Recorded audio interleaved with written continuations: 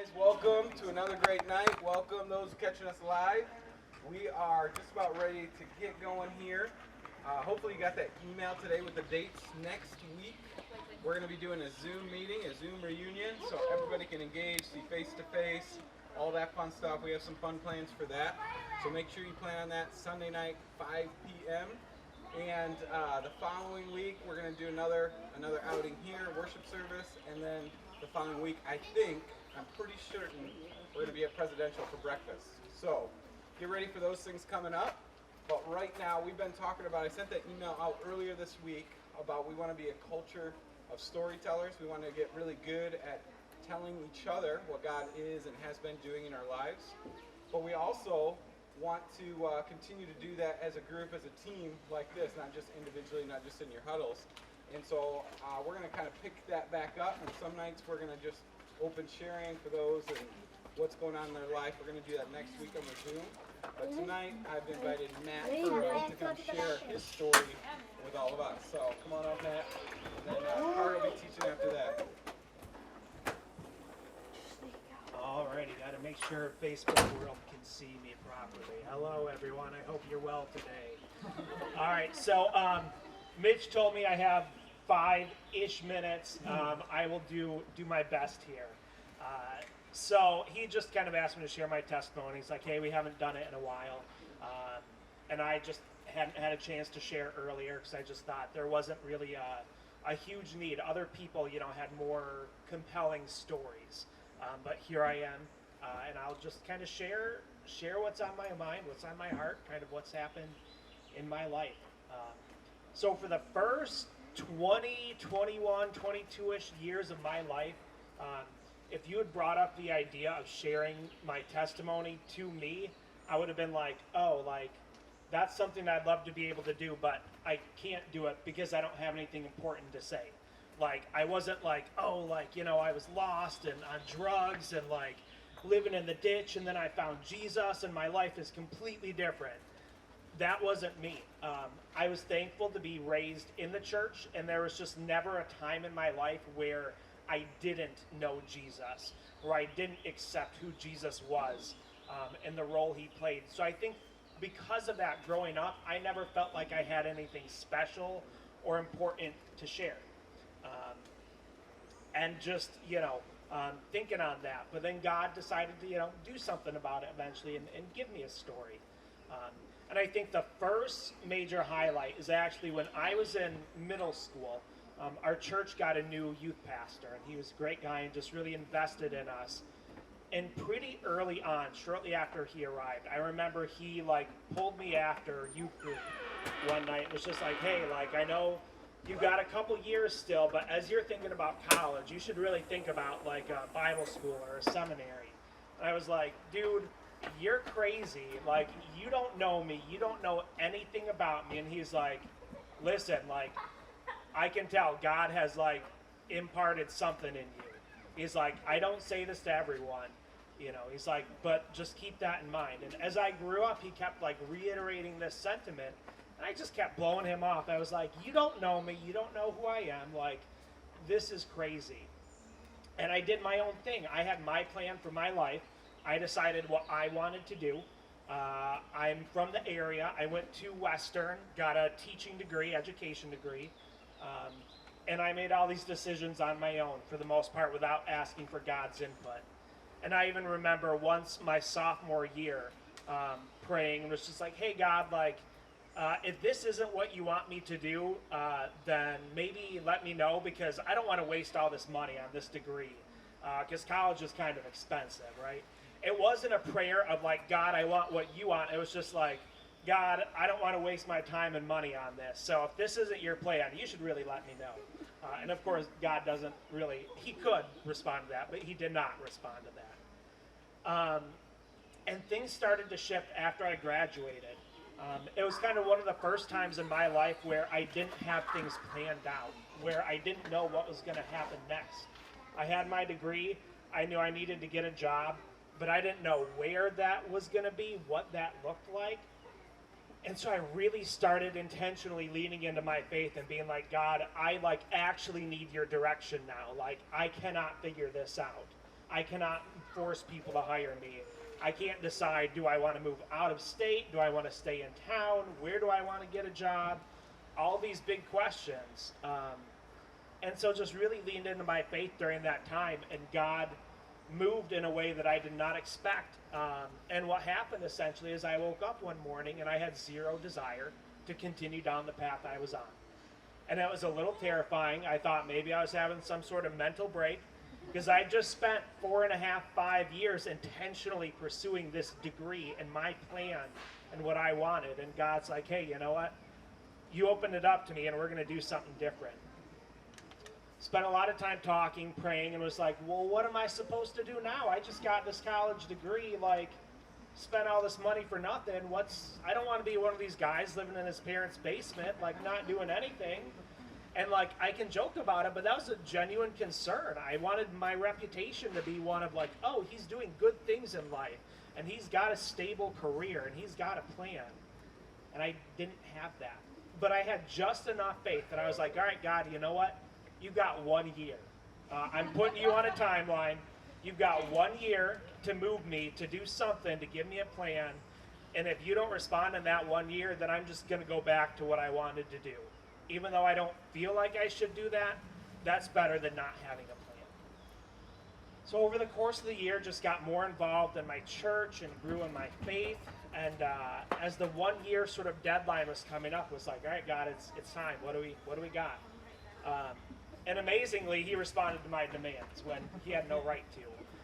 And I felt a very strong calling to go work at a Christian camp up in Allegan that really ministers to urban and inner city youth. And I was like, wait, okay, God, I know I asked you for a plan, but are you sure this is the plan? Because I don't want to do this at all. I don't like being outside. I'm not an outdoorsman. I grew up in Richland, Michigan. I don't know what it's like to be a city kid. Like, I can't relate to these kids. But this desire wouldn't go away. So I responded in faith, and it was a challenging but really fruitful summer. And as I came out of that, I was like, you know, I was working alongside these kids who grew up strong in their faith and who went to Bible schools and, you know, had all these incredible experiences to share. I was like, but God still worked through me during that time. And I still had an impact on these kids I was serving, even though I didn't think I would. And that just really led me to think, you know, hey, maybe I kind of want to do some of this ministry stuff more often. So I said, all right, God, you've got another year. I'll give you 1 more year. And then I really need a plan. And during that year, just continued to get involved, continued to grow in my faith. Ended up back at that same camp. I met this crazy girl who would become my wife later on. And I said, all right, God, well, I can see progress. So, like, seriously, 1 more year this time, and then that's it. Same pattern, just continued to grow, continued to get involved in my local church, got asked to lead some services, do some preaching. And finally, at that point, after that, you know, 3rd extension, God opened up an opportunity for me to work at a large church out of town. I don't want to say what church it was or where it was, but it just wasn't in the area. And I was ecstatic, and Sarah Ruth was ecstatic, because we said, this is exactly what we've been praying for. This is it, God. Like, you delivered, you opened up a door, and this church was so excited to have me. I was a part of some new staff members that they were going to train and build up in order to be launched with a church plant. We weren't church planters ourselves, but we were going to join church planting pastors. They wanted to launch like full churches and not just like, you know, like 20, 30 person small churches. They wanted to do it big scale. And I was like, great, this is amazing. And for 2 years, I got really developed and learned more about who I was and how God equipped me.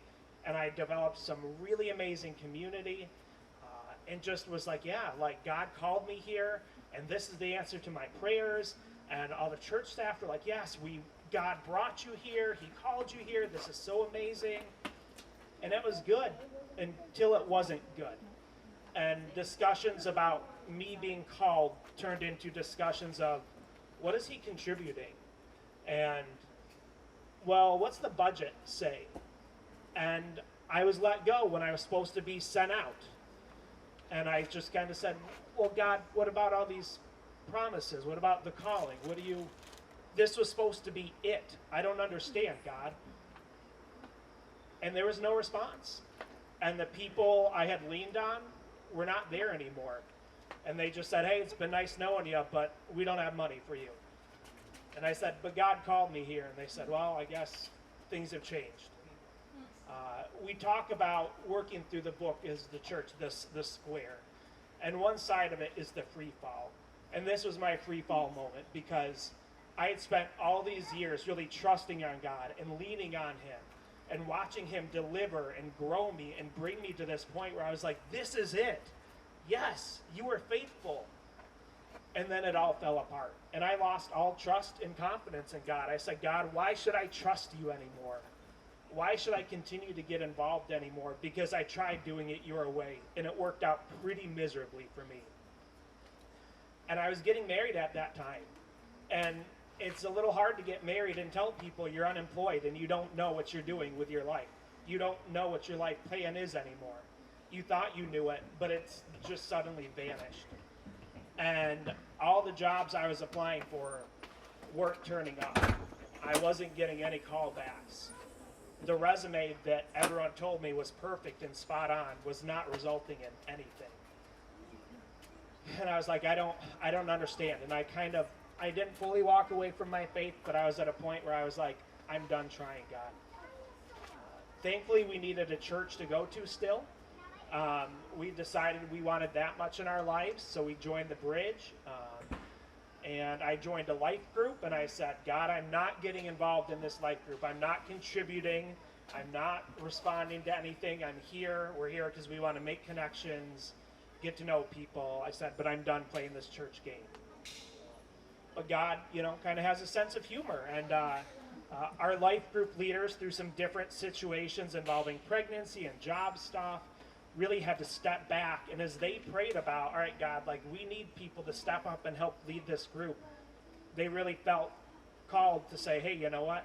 It needs to be Matt and Sarah Ruth. And they approached us, and I was like, God, I told you I was done with this. Why are you dragging me back into this? I was like, but for the people in this group, I guess I really should.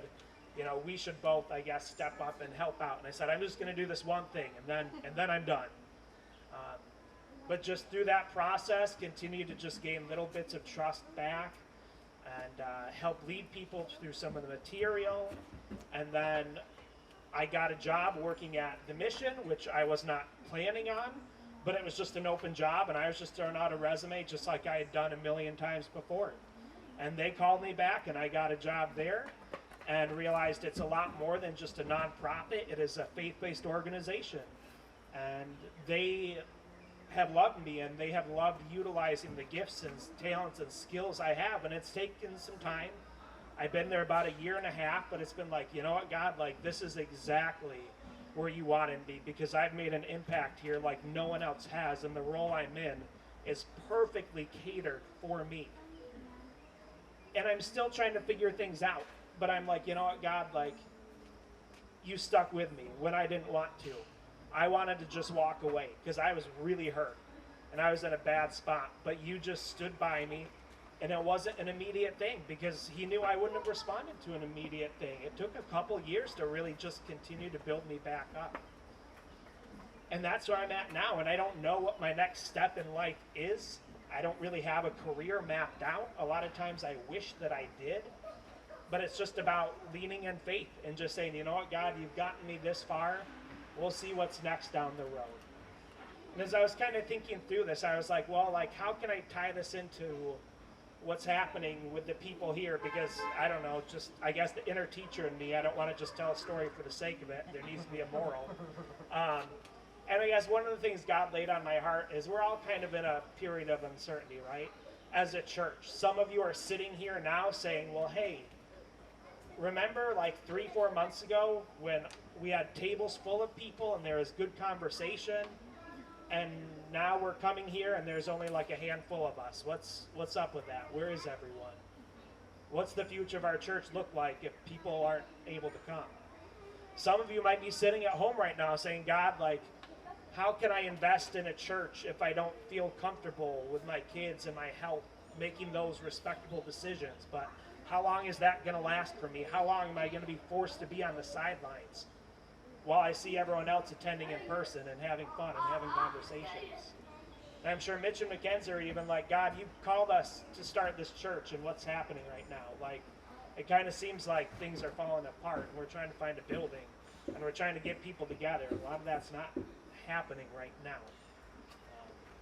And so I guess, we're all kind of in this period of uncertainty where it's like, God, we felt like you called us here. You called us to Converge before we knew it was Converge. You called us to this church plant. You made the way. You opened those doors. And now what's going to happen, God? It seems like everything's kind of falling apart. And I guess just my encouragement is, you know what? It might take a while. It might be a slow process, but God's got something planned for us. He's got something planned for Converge. And I know that because I've lived through it. I've lived through a lot of days of uncertainty where God called me to something specific. And then it felt like he very much abandoned me and just said, hey, joking, right? Wasn't that fun? Guess what? That's not what I wanted you to do. So that's where I'm at, and I'm still growing, and we're all still growing, and we're all still learning. But that's my story, and I know that was longer than 5 minutes, but it seemed like most people were still paying attention. So thanks. That was the ish part of 5. Ish, 5-ish.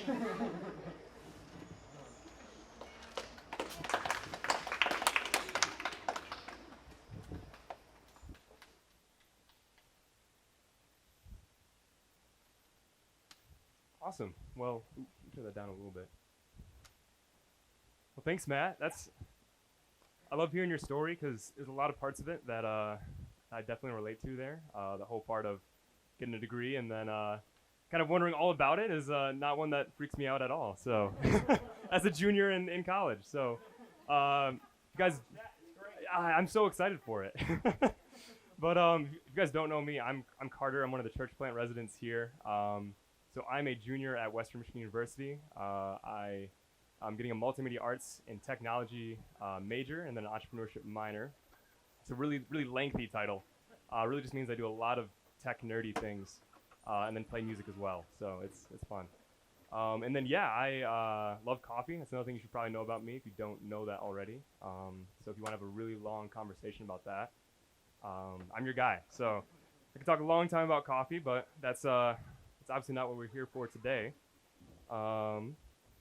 The other thing is, too, I've never done this before, so this will be a whole experiment for me, too. So this will be fun. I'm really excited for it. So, yeah.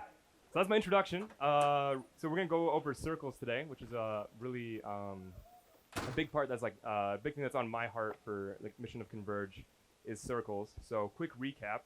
I think the good way to start it is just a verse that we probably all know really well, and that's Acts 1, verse 8. You receive the power when the Holy Spirit comes on you, and you will be my witnesses in Jerusalem and all of Judea, Samaria, and the ends of the earth. And the context behind this is just Jesus said this right as he was taken up into heaven.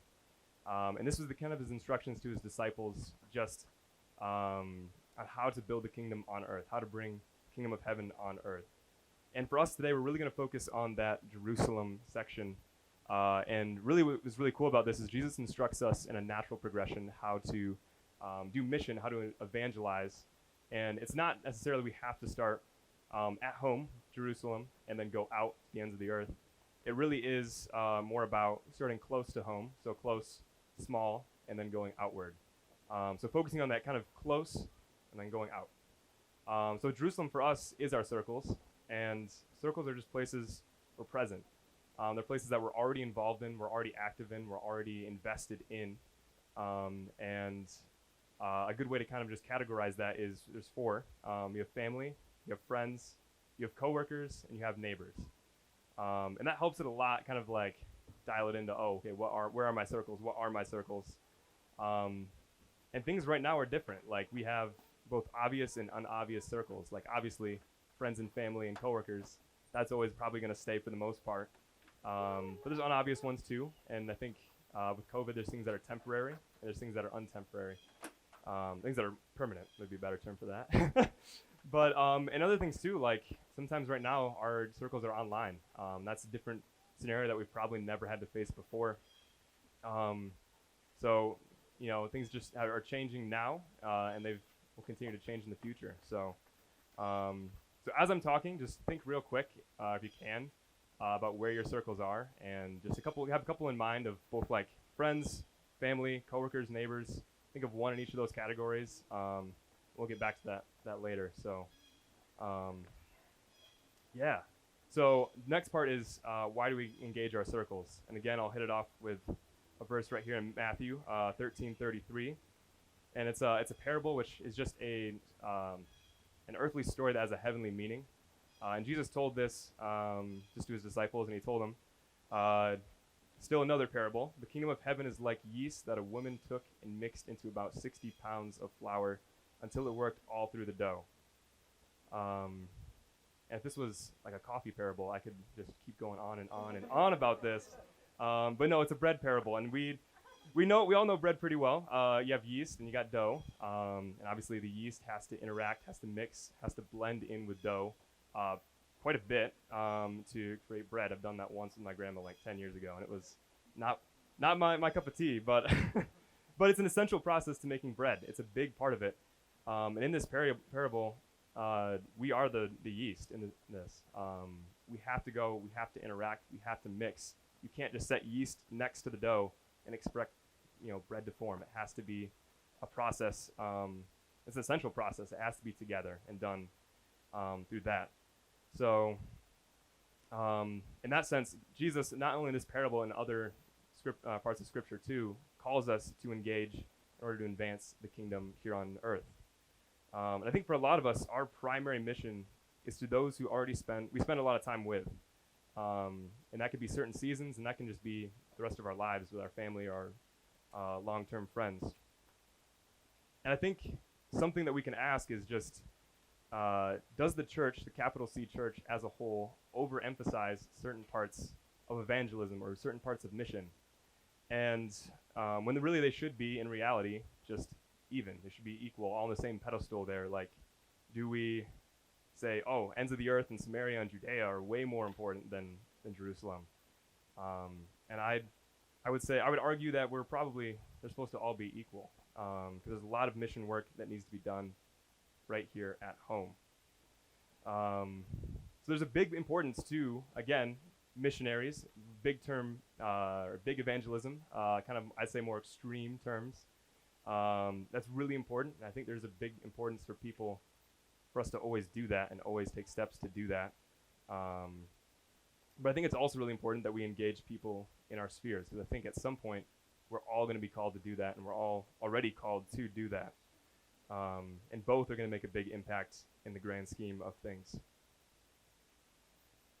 And I guess another thing to mention is just how equipped are we to do big missionary work? So I'll get into this in a second, but for me, I'll go into it right now. This is fun. So we've taken all those tests, those spiritual gifting tests, and for me, and I worked for the Bridge for about over a year now, so I've had to take them. Kind of got hired, did them in a youth group for just student leadership stuff.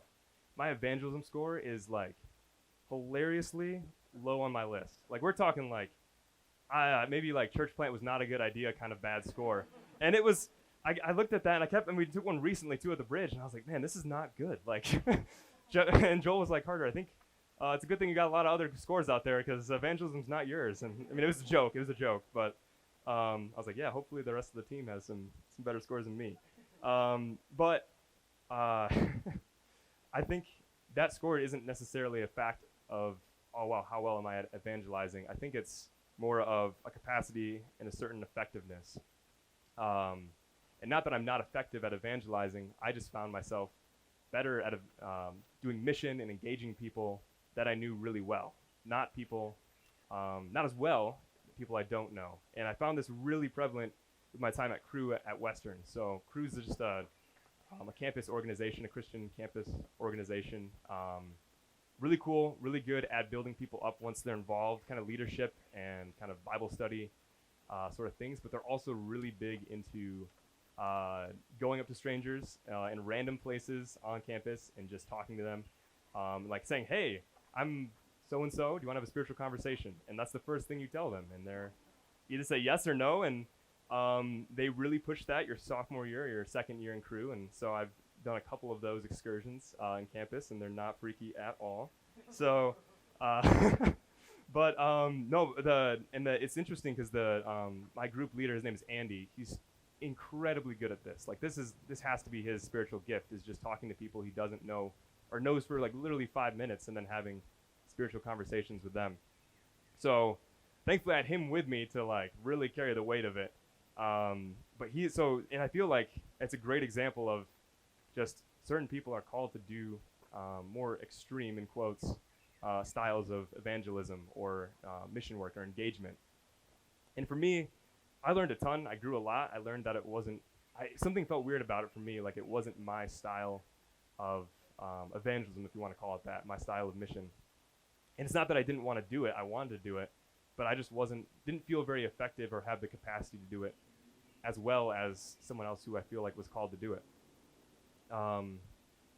And I think what I want to kind of compare that to is just, that's Andy's element. His element is just going out to people he doesn't know and just sharing the gospel, the good news with them. And for me, my element is with the people I know, my friends back home who are agnostic, and they go through life and they don't know what to do, and they struggle with certain things. And those are my friends that I've known for years, and I love them, and I want to see what's best for them, and I want to share the good news with them. Or my family, as they got hurt by the church and kind of are recovering from that process. That's where I feel like my element is with people I know and have known for a while. So yeah, I think really in some sense we're all called in different capacities to be in different areas, and I think we're also called to switch those up on occasion, to learn the other side and grow. And there's always times where God's going to push us into the direction that we might not think, and in a place that we don't necessarily think we're called to be, but we really are. I think this is true for a lot of us. I think a lot of us really are called to be with people that we know already, the circles we're already engaged in, these spheres that we already have. I think, again, opportunities will always arise for us to go out of those circles, but today we're talking about circles, so we'll keep it in the sense of circles here, and keep it in Jerusalem. But yeah, I think we're all called to just reach those close around us and build them up, disciple them, and show them the love that God has for us.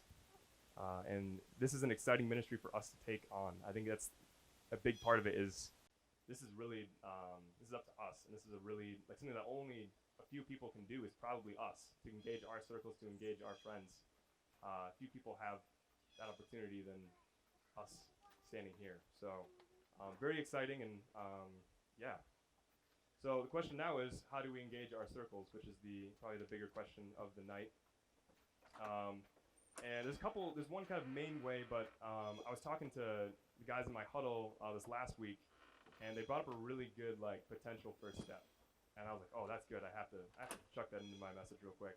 So I think it's really important that we make in our circles, the circles that we have, we got to make it known that we are Christians. And for some people, that might already be known. And it's like, all right, well, check that off the list. You're good. You're ready to roll with that. But for some people, that might be a bold first step to say, oh yeah, in this circle of friends I have, not to openly just say I'm Christian, but to, oh yeah, you are openly saying I'm Christian, but you just, you have to do it. I don't know. Do it in a way that depends on the circle you're in, I guess. Yeah. Why we do this, why we let people know that we are a Christian, is so that we get there's kind of two reasons to do that. When we engage people after they know that, they begin to see Jesus in what we're doing, or in the way we talk, or in the way we act, or the way we interact with people. I think also it opens up more opportunities. I think a lot of times, I've had this a couple times, where people will come up to me, friends will come up to me, and randomly just have deep or spiritual conversations, and I didn't even prod it at all. But they're just like, "You're Christian. I want to hear your opinion. Not defend this, but say, what would you do in this scenario? What do you believe in this?" And that's really cool. I think that wouldn't happen if those circles didn't know that I was a Christian, if I had that kind of faith. But I think those opportunities are more far and few, and I think what really letting people know that you are a Christian in your circles does set you up for success for kind of the main part of engaging your circles.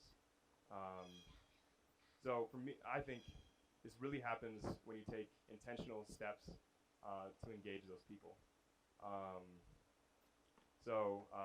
Intentionally making time to spend with them, and out of the norm too. So if you're a group that meets every week or every twice a week, to say to one of your friends in there, hey, let's grab coffee this one time, or let's do this another time.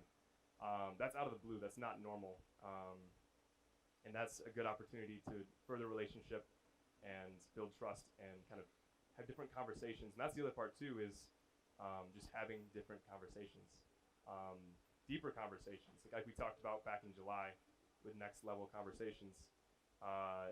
There is something about having building trust and furthering relationships.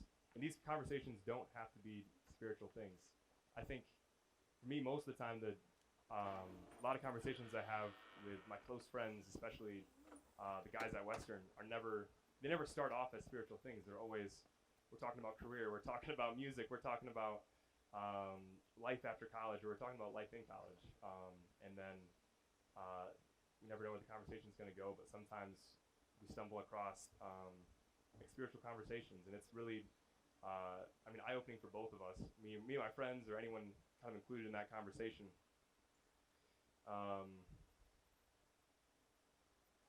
So spending time out of your normal plan of how your circle hangs out, or just having different conversations, lead to just, again, a furthering of trust, furthering of relationship, and more often in just deeper conversations. Another thing to keep in mind is when these deep conversations happen, I think this is where we find a lot of growth, is in these moments. And a thing to just like keep your eye and your ear open for is just struggles, both past and current, of people. I think that's where many times these conversations lead to impactful change. So for me, we had a time recently that I had a great conversation with a friend. And so we're in the same music program. We're both juniors in college. We're both loving going student debt and learning a lot about music and tech.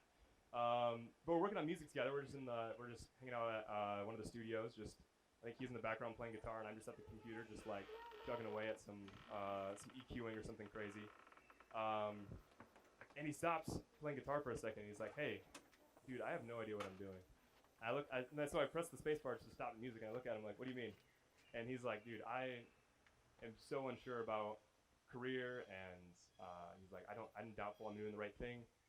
He's like, "My family doesn't think I'm doing the right thing," and he just kept going and going, and I would ask him questions here and there to just kind of keep drawing information out of him, because I know that's a scary place to be, is obviously second guessing everything you thought you were called to do. And this friend of mine doesn't have a faith background or anything like that, but he knows that I do.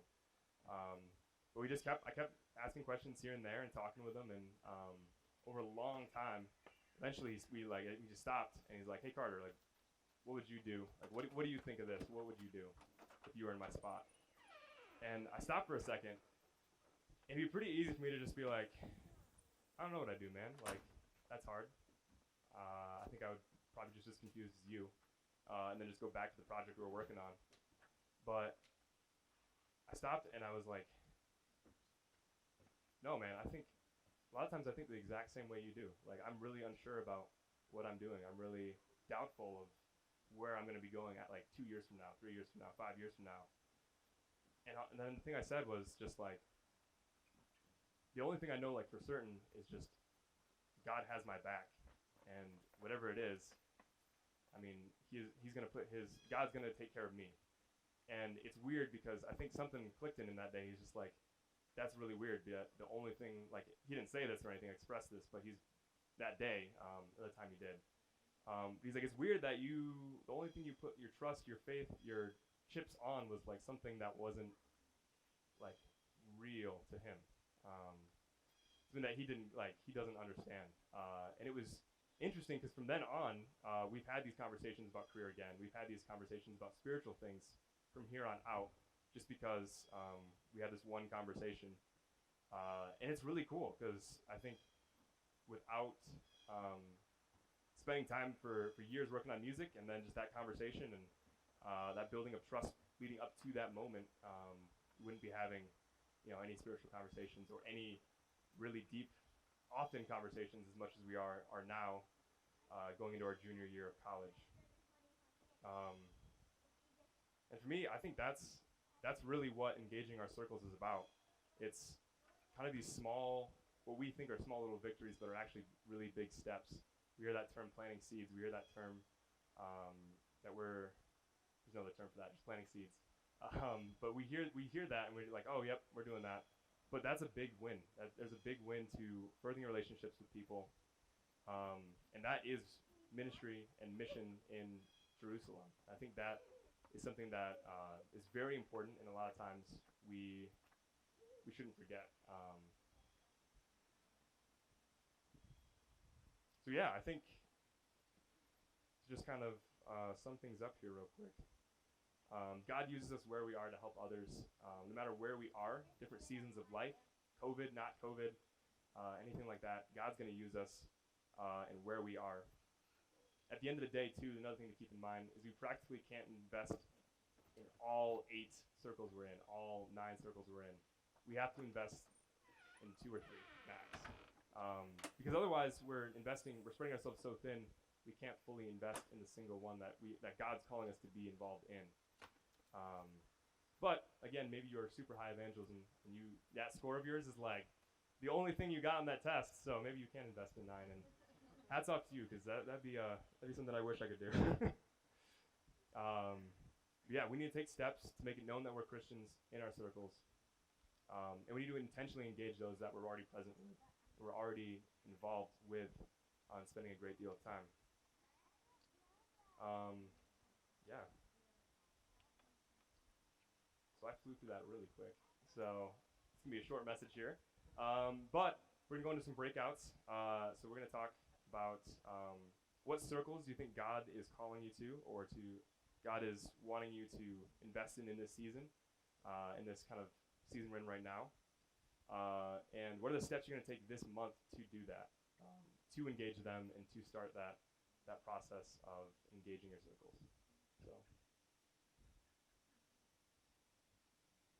Oh, yes, and if you are online, you can comment as well, and say what you're going to be doing, what circles you want to engage, and